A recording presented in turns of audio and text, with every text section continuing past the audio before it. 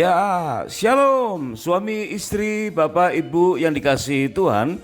Mungkin kita sering mendengar keluhan-keluhan dari rekan-rekan kita tentang apa yang sedang dialami akhir-akhir ini.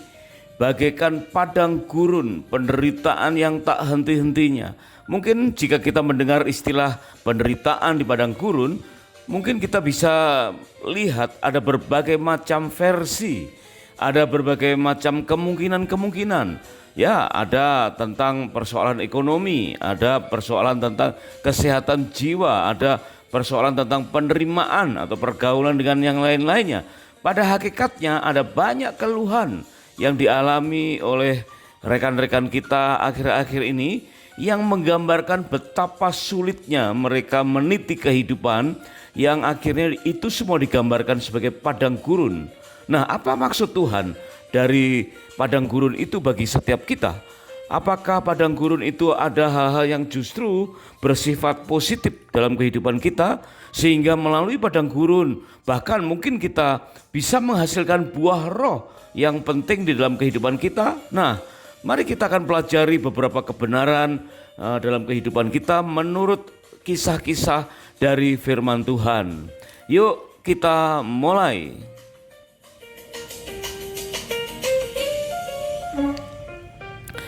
Sebagaimana digambarkan dalam Galatia pasal yang kelima ayat yang ke-22 sampai dengan ke-23, dikatakan bahwa buah roh itu adalah kasih dengan 9 manifestasi, yaitu kasih, sukacita, damai sejahtera, kesabaran, kemurahan, kebaikan, kesetiaan, kelemah lembutan, dan penguasaan diri. Dan tentu kita sudah mudah untuk menghafalnya dengan jembatan keledai, yaitu kasut, samurai, seledri. Kasut singkatan dari kasih, sukacita, damai sejahtera. Samurai singkatan dari kesabaran, kemurahan, dan kebaikan. Sementara seledri singkatan dari kesetiaan, kelemah lembutan, dan penguasaan diri. Nah, penguasaan diri adalah tingkat manifestasi buah roh kasih yang paling tinggi, itu menguasai diri dalam kehidupan sehari-hari. Namun apa faktanya dalam kehidupan kita hari-hari ini? Ada banyak keluhan-keluhan yang kita dengar hampir setiap hari, yang mengatakan bahwa tidak mudah menjalani kehidupan, bagaikan sedang berjalan di padang gurun. Padang gurun kesulitan berbagai macam versi. Dan kita akan belajar salah satu versi, yaitu proses Emmaus bagaikan padang gurun. Ya, proses menuju Emmaus bagaikan perjalanan di padang gurun yang ternyata akhirnya menghasilkan buah roh. Kita akan baca dalam Lukas 24 ayat yang ke-13. Dikatakan ada 2 orang dari murid-murid Yesus pergi ke sebuah kampung bernama Emmaus yang terletak kira-kira 7 mil jauhnya dari Yerusalem. 2 orang murid ini sedang galau, sedang menghadapi padang gurunnya, yaitu rasa kecewa akibat seolah-olah gagal mengandalkan Yesus sebagai pemimpin sejatinya. Waktu itu memang mereka sedang dalam keadaan yang sangat ngedrop, orang bilang demikian. Karena Yesus yang diandal-andalkan ternyata mati muda. Yesus membiarkan dirinya dianiaya, disalib, mati dan dikuburkan. Sehingga 2 orang murid ini penuh dengan kekecewaan dan bagaikan dalam kehidupannya mengalami padang gurun, kegersangan, kekeringan. Tidak ada lagi harapan, tidak ada lagi kemungkinan untuk mengharapkan Yesus sebagai pemimpin yang formal. Oleh sebab itu, ia akhirnya menempuh padang gurun yang sebenarnya, yaitu berjalan dari Yerusalem menuju ke Emmaus, kira-kira 7 mil jauhnya. Ya, mungkin kita bisa bayangkan sekitar berjalan kaki sekitar 10 kilometer jauhnya. Dan itu tempat yang terjal, tempat yang gersang, dan menuju suatu tempat yang tidak lebih baik, ya, yang belum tentu lebih bagus dari Yerusalem, yaitu Emmaus. Tetapi dikatakan begini, waktu mereka sedang berjalan sambil bercakap-cakap, bertukar pikiran tentang apa yang sedang terjadi, mendadak ada seorang yang mendampingi mereka berjalan. Ternyata itu adalah Yesus yang berjalan mendampingi mereka dan mempercakapkan apa yang sedang terjadi. Awalnya Yesus bertanya kepada mereka, "Apakah yang kamu percakapkan sementara kamu berjalan?" Maka berhentilah dua orang murid ini dengan muka muram. Mereka tidak mengenali Yesus. Mereka tidak menduga bahwa Yesus yang baru saja mereka lihat dikuburkan kok bisa mendadak berjalan bersama. Mereka tidak mengira, nak mungkin, nggak ada perkiraan semacam itu, sehingga mereka sama sekali tidak menduga bahwa itu adalah Yesus. Nah, dari kisah ini ada beberapa hal yang perlu kita pelajari agar meskipun kita menghadapi padang gurun, berjalan di tengah-tengah kegersangan dari Yerusalem ke Emmaus, atau menghadapi tekanan batin, persoalan-persoalan jiwa sehingga seolah-olah tidak ada harapan, bagaikan padang gurun yang gersang. Ada 3 hal yang kita bisa pelajari dari kisah Emmaus ini, yaitu yang pertama, perhatikan, ternyata Yesus adalah satu pribadi ilahi yang peduli terhadap iman kita. Wow, dia adalah Allah yang peduli Ketika ia bangkit, ia menampakkan diri kepada murid-muridnya. Dia sangat peduli untuk memulihkan iman murid-muridnya. Memang dikatakan Allah memelihara burung, bahkan burung di udara dipelihara. Dan meskipun kita tahu burung itu tidak diberi makan tepat di sarangnya, burung itu harus keluar dari sarang, tapi artinya burung saja dipelihara oleh Tuhan. Berarti kita juga pun harus yakin dia peduli terhadap sandang, papan dan pangan kita. Tetapi lebih dari apa yang kita perlukan, ternyata Yesus peduli terhadap iman kita. Maka jika kita ingin menghasilkan buah roh di tengah-tengah perjalanan padang gurun kita, maka perhatikan yang pertama, ketahuilah bahwa Tuhan sangat peduli dengan iman kita. Di dalam Lukas pasal yang ke-6 ayat yang ke-45 disebutkan, hati itu ibarat sumber dan mulut itu ibarat timbanya. Jadi apa yang ada, yang terdengar dari mulut itu berasal dari hati. Dan Tuhan sangat peduli dengan apa perkataan mulut kita, karena begitulah Tuhan peduli dengan hati kita. Roma 10 ayat yang ke-17 dikatakan bahwa iman datangnya dari pendengaran, pendengaran akan firman Kristus, firman yang diurapi, dalam hati percaya, dengan mulut mengaku, maka kita selamat. Nah, berarti betapa pedulinya Allah kita dengan apa yang kita percakapkan, karena itu menunjukkan seperti apa iman kita. Di dalam Lukas 24 ayat yang ke-21, kisah Emmaus itu dikatakan murid-murid mengapa sangat kecewa, karena mereka berkata, kami dahulu mengharapkan bahwa dialah yang datang untuk membebaskan bangsa Israel. Berarti memang sungguh-sungguh kecewa berat. 2 orang murid sedang kecewa berat, berjalan di padang gurun dalam keadaan hati yang gersang. Dan dikatakan Lukas 24 ayat ke-25, orang yang tidak beriman disebutkan sebagai orang yang bodoh. Jadi bukan sekedar tidak beriman itu orang yang tidak punya iman, tetapi orang yang foolish. Jadi prajurit yang tidak beriman disebut foolish soldier.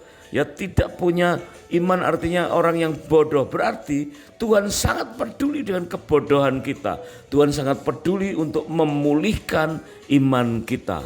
Jika kita ingin menghasilkan buah roh, meskipun kita sedang berjalan di padang gurun, maka perhatikan bahwa Tuhan sangat peduli dengan iman kita. Kemudian kebenaran yang kedua, proses Emmaus untuk menghasilkan buah roh, yaitu bahwa perjumpaan dengan Tuhan itu adalah sesuatu yang otentik. Jadi sungguh-sungguh kita harus alami perjumpaan secara pribadi dalam kehidupan nyata kita. Waktu saat teduh, waktu berdoa kita harus imani itu sebagai perjumpaan yang nyata. Karena di dalam Lukas pasal yang 24 ayat yang ke-29 sampai dengan 31, kisah tentang perjalanan 2 orang murid ke Emmaus itu mengatakan demikian. Tinggallah bersama-sama dengan kami, sebab hari telah menjelang malam dan matahari hampir terbenam. Lalu masuklah ia untuk tinggal bersama-sama dengan mereka di Emmaus. Kemudian ayat yang ke-31 ditutup dengan kalimat, ketika itu terbukalah mata mereka dan mereka pun mengenal dia. Memang perjalanannya cukup jauh, 10 kilometer. Mungkin perlu memakan waktu beberapa saat. Tetapi di situ kita tahu bahwa proses untuk mengalami perjumpaan dengan Tuhan sudah terjadi sejak awal. Hanya saja mungkin kita yang kurang peka, karena mungkin mata kita ya tertutup oleh kekecewaan, hati kita terrobek-robek oleh rasa duka. Padahal akhirnya setelah tiba di Emmaus, terbukalah mata mereka dan mereka pun mengenal Dia. Jadi mengenalnya belakangan, meskipun perjumpaannya sudah berlalu beberapa saat. Demikian pula di dalam 1 Korintus 15 ayat yang ke-6, Tuhan Yesus berkenan menampakkan diri lebih dari 500 orang. Nah tentu Ia berkenan hadir bagi setiap kita, semua orang. Hanya saja kita menyadari atau tidak. Mungkin saat ini kita belum begitu menyadari kehadirannya. Ketahuilah bahwa itu bukan sebuah halusinasi. Perjumpaan dengan Tuhan bukan sebuah fata morgana. Mungkin saja kita memang agak terlambat menyadarinya. Jadi hal yang kedua ini perlu kita pahami benar, bahwa meskipun kita berjalan di padang gurun, Tuhan senang mendampingi kita dan kita pun harus peka untuk mengalami perjumpaan secara otentik, dan itu bukan fata morgana, dan perjumpaan dengan Tuhan bukan sebuah halusinasi. Kemudian yang ketiga, bagaimana proses Emmaus, ya, perjalanan di padang gurun dapat menghasilkan buah roh, yaitu dikatakan perjumpaan dengan Tuhan di Emmaus itu mendatangkan sukacita. Wow, sungguh indah. Sukacita adalah bagian dari buah roh, ya. Kasih, sukacita, damai sejahtera. Nah tentu setelah itu ada kesabaran, kemurahan, kebaikan, kesetiaan, kelemah lembutan, dan penguasaan diri. Nah bagian dari buah roh itu bisa dihasilkan ketika sedang berjalan di padang gurun. Di dalam Lukas 24 ayat yang ke-32 dikatakan, kata mereka seorang kepada yang lain. Jadi setelah Yesus, mereka menyadari Yesus hadir dan kemudian Yesus tidak ada lagi di situ, maka mereka dikatakan, bukankah hati kita berkobar-kobar ketika Ia berbicara dengan kita di tengah jalan dan ketika Ia menerangkan kitab suci kepada kita. Nah disitulah ya mereka baru merasakan bahwa ternyata ada sesuatu yang berbeda ketika Yesus mendampingi mereka. Ada sukacita, ada hati yang berkobar-kobar, ya, ketika berbicara. Wah itu ada spirit yang berbeda, ya, yang mendorong untuk menemukan kembali cita-cita dan kehidupan yang berlanjut dengan baik. Dan Lukas 24 ayat yang ke-33 ditutup dengan kalimat, lalu bangunlah mereka dan terus kembali ke Yerusalem. Wah, inilah buah roh yang mereka dapatkan. Kembali ada sukacita, ada semangat baru, ada kasih. Mereka tadi yang lari meninggalkan Yerusalem sekarang kembali ke Yerusalem. Yang tadinya ingin mengasingkan diri ke Emmaus sekarang meninggalkan Emmaus dan kembali ke Yerusalem. Ada gairah kembali untuk menggarami Yerusalem, kembali bersaksi bagi rumah tangga, bersaksi bagi keluarga inti. Setelah Yerusalem baru Yudea, Samaria, sampai ke seluruh ujung bumi. Dan di situ akibat dari proses padang gurun yang menghasilkan buah roh.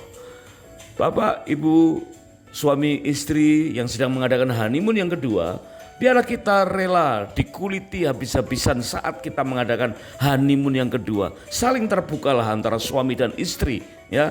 Saling curhat antara suami dan istri ketika menghadapi proses padang gurun, ya. Sehingga tiga hal ini bisa dinikmati bersama-sama dalam pernikahan yang semakin harmonis. Terima kasih sudah menyimak, dan jika ada Bapak Ibu yang punya kesaksian, pendapat, pertanyaan, ya silakan untuk ditulis di kolom komentar dan supaya menjadi berkat buat yang lain. Ya, dan ketahuilah bahwa padang gurun kapan saja bisa menimpa siapa saja.